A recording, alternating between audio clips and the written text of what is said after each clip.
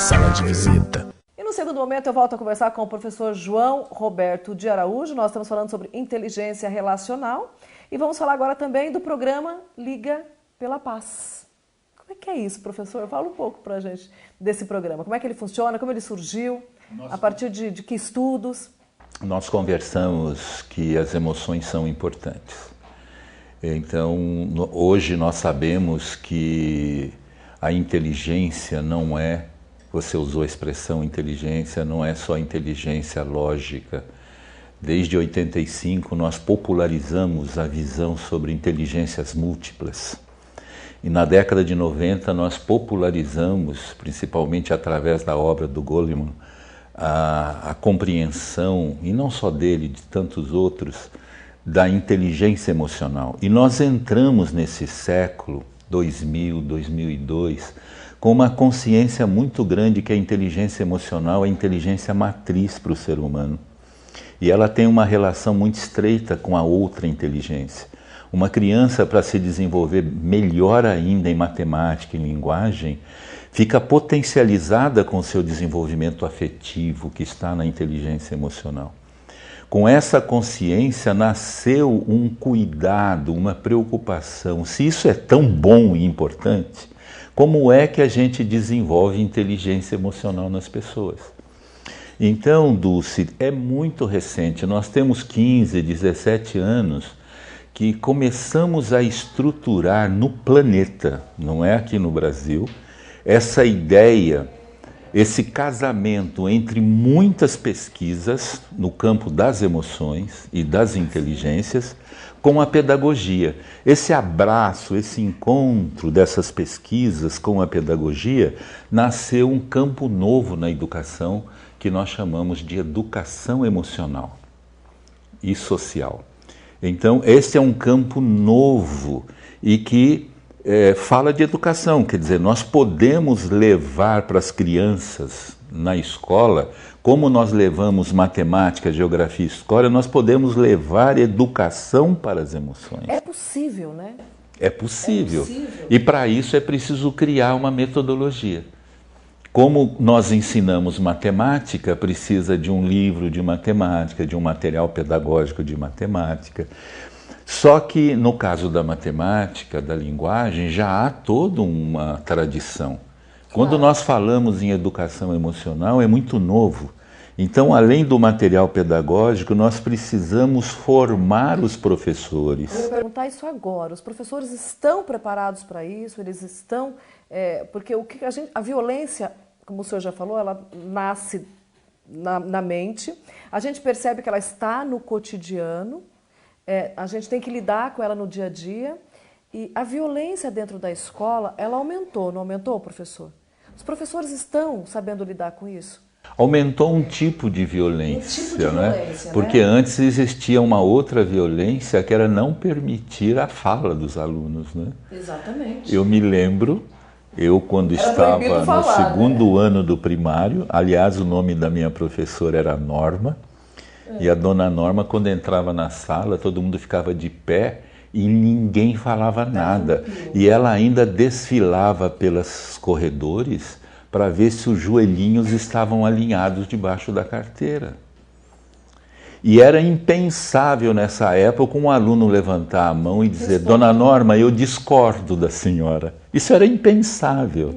E era uma violência, porque a educação não pode ser unilateral. A educação, como diz o Maturana, antes de tudo, configurar um espaço de convivência, com diálogo, onde você usufrui de você mesmo, das suas ideias, da ideia dos companheiros, da ideia do educador.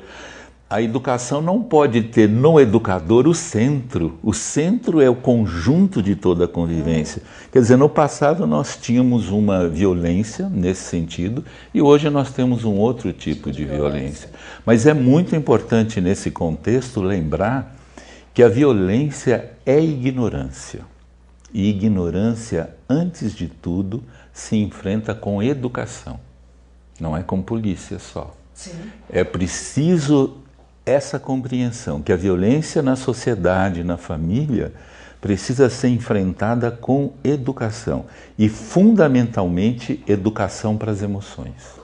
Os bolsões de pobreza material favorecem a violência e essa falta de educação? Sem dúvida.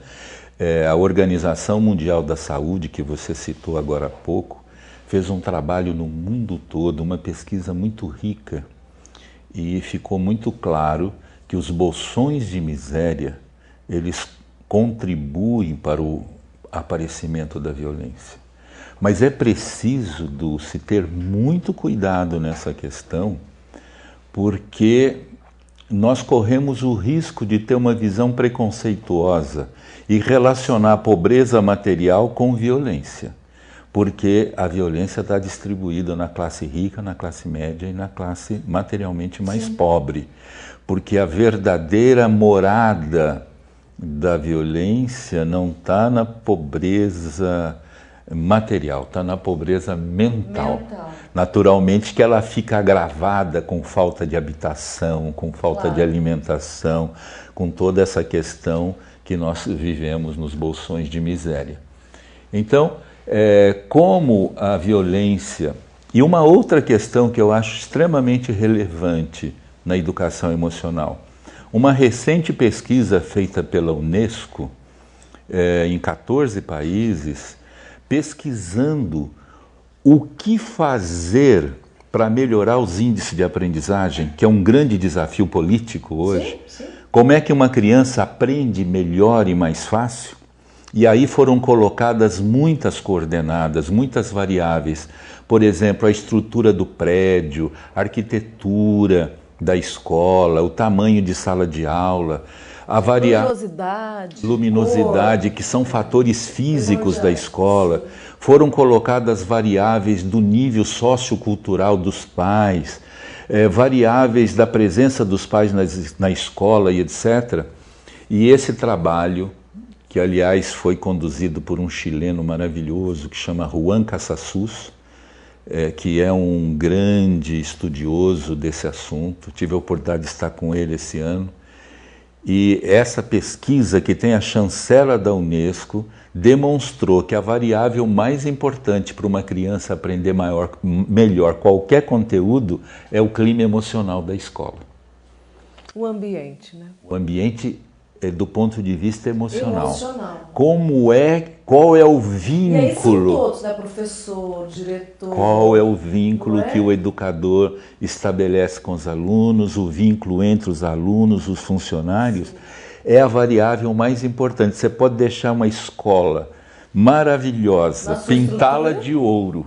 Você pode colocar toda a tecnologia, mas se você não tiver um ganho no clima emocional, que é um ganho humano, a aprendizagem continua deficiente no espaço da escola. Professor, a gente tem visto, né, todos os dias aí no noticiário a violência, né, no mundo inteiro. A gente está falando de mundo, né? As pessoas emocionalmente doentes, os conflitos. Hoje a gente consegue, infelizmente, ver nossos irmãos aí sendo assassinados na nossa frente, né? Porque hoje com a internet, com a tecnologia você vê tudo. Qual o caminho para a construção de uma cultura pela paz que possa ser disseminada no mundo inteiro? Eu trilhei o caminho da cultura da paz já há décadas e eu me lembro bem de muitas iniciativas entusiasmadas, falando de paz, fazendo passeatas, se vestido de branco, com cartazes, etc., que é bom e que ajuda. Mas hoje eu tenho clareza que a construção da paz passa fundamentalmente pela educação emocional. Ou seja, nós precisamos entender que a paz não pode ser algo que a gente consiga apenas com o clamor pela paz. Meu Deus, eu quero paz. Meu Deus, Deus é maravilhoso, nós que somos religiosos, Deus protege a todos. Mas, por exemplo, você não faz sentido alguém falar assim, eu vou pedir a Deus para falar inglês. Eu vou ao meu templo e vou pedir a Deus para falar inglês. Você pode pedir a Deus, mas você vai ter que estudar. tem uma lição, tem um esforço. Eu acho que hoje a grande questão é que nós estamos só pedindo a Deus para ter paz. A paz é um processo de aprendizagem, a paz se ensina. Nós não podemos na escola só ensinar matemática e linguagem. Nós precisamos ensinar às nossas crianças o que é e como se conquista a tolerância, como é que se faz diálogo, como é que se consegue ter uma compreensão maior sobre a convivência humana, porque só vive bem quem convive bem. E nós não podemos mais ter uma escola que não ensina a vida. Que não valoriza o ser humano.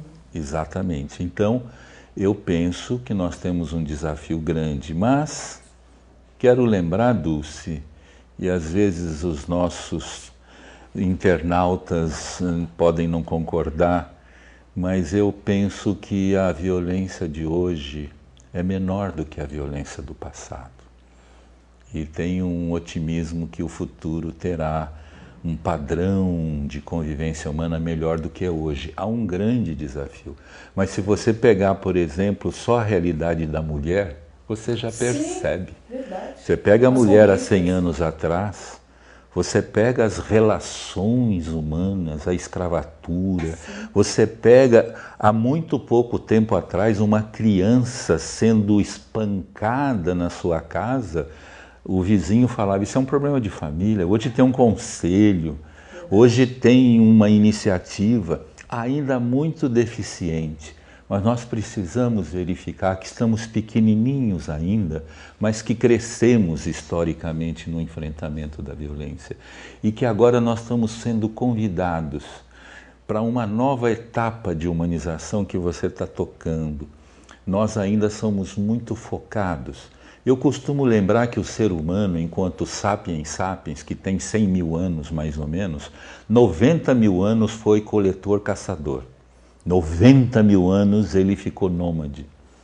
Só faz 10, 15 mil anos que nós inventamos a agricultura, o muro, as cidades, a hierarquia e desenvolvemos de uma maneira radical o valor da acumulação, da dispensa. Sabe a dispensa? Acumular os feudos, os reinados e tudo mais. E nós hoje estamos nesse segundo estágio de humanização, que ainda está profundamente marcado nos processos de hierarquia e nos processos de acumulação. Já existem sinais, num passado recente, na história, por exemplo, a Revolução Francesa, 226 anos atrás, trouxe o lema igualdade, fraternidade, não é? Maravilhoso. A Revolução Francesa. Né? E hoje eu estava conversando com os amigos, né, dizendo que quando terminou a Segunda Guerra Mundial, em Berlim, e ainda com lutas fechando aquele horror da Segunda Guerra, um microfone, um alto-falante, um alto-falante sobre o portão de Brandenburg, tocando fragmentos da Nona Sinfonia de Beethoven e emocionando a humanidade com a ode à alegria, que traz uma esperança de um ser humano que possa se irmanar, que possa... E hoje esse é um tema que a Europa está vivendo de uma maneira extraordinária, não é? Com esses refugiados e tudo mais. Eu acho que nós temos que manter a esperança, mas não é só pedindo a Deus. Nós precisamos focar uma educação integral que vai nos ajudar de uma geração para outra para reduzir a dor e sofrimento que nós estamos vivendo ainda. E não esperar que o outro faça, mas cada um fazer a sua parte, né, professor? E deixar com a educação essa valorização excessiva de poder, de status material. As pessoas fazem isso por ignorância, porque um abraço amigo, o prazer e o gozo do encontro com o outro é muito maior do que essa questão artificial e pobre do status e do poder que a gente, de forma equivocada, investe e valoriza. Professor, muito obrigada. E eu agradeço muito. Muitíssimo obrigada. Que eu queria tanto te conhecer, já conhecemos tá? aqui junto com os nossos Muito obrigada, viu? Tá, conversei aqui com o professor João Roberto de Araújo, essa conversa maravilhosa. E até uma próxima oportunidade, né? E a gente encontra você, não saia daí. Muito obrigado. Sala, sala.